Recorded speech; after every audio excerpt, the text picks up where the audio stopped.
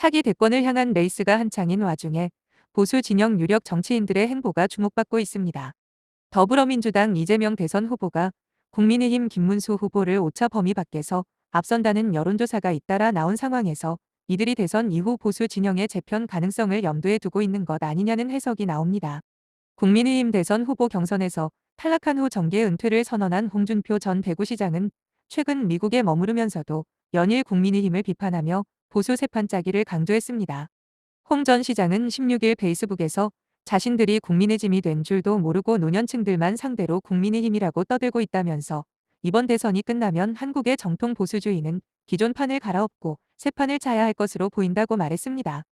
홍 전 시장 측 관계자는 통화에서 대선 이후 새로운 보수 정당 창당이나 국민의힘과 개혁신당의 합당 등의 변화가 있을 수도 있다고 정계 개편 가능성을 거론하며 홍 전 시장이 어떠한 역할을 할 수도 있지 않을까라고 말했습니다.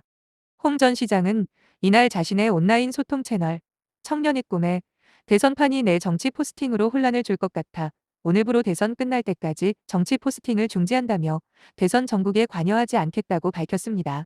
국민의힘 최종 경선에서 탈락한 한동훈 전 대표는 독자 노선을 걷고 있습니다. 김 후보와 김용태 비상대책위원장이 선대위 참여를 요청했지만 이에 응하지 않은 채 당원 가입 독려 운동을 벌이고 있습니다. 한 전 대표는 페이스북에서 선거운동 시작하자마자 누가 안 도와줘서 졌다는 한심한 프레임 만들며 패배의 알리바이 쌓는 친윤석열 들 그럴 시간에 이재명 민주당과 싸우고 김문수 후보에게 직언하고 설득하십시오. 저는 그러고 있습니다라고 말했습니다. 한 전 대표 측 관계자는 대선이 끝나면 친윤에게 다시 당을 맡길 수 없는 상황이라며 한 전 대표가 선대위에 합류할 필요는 없고 당원으로서 해야 할 것은 해야 한다는 생각이라고 말했습니다. 개혁 보수를 표방하는 개혁신당 이준석 대선 후보는 일단 승리를 위해 최선을 다한다는 계획이지만 의미 있는 득표율을 기록할 경우 대선 이후도 도모할 수 있다는 평가가 나옵니다.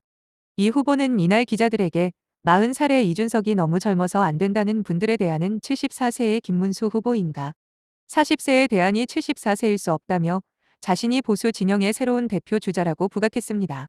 개혁신당 내에선 이 후보가 두 자릿수 득표율을 기록할 경우 대선 이후 보수 진영에 대한 세력으로 자리매김하고 내년 지방선거와 총선 등을 거쳐 세력을 확장할 수 있다는 기대감이 있습니다. 이 후보 측 관계자는 대선 승리를 위해 달리고 있다. 면서도 이 후보가 의미 있는 득표율을 기록한다면 양당 구도의 한국 정치가 재편되는 것이라고 말했습니다.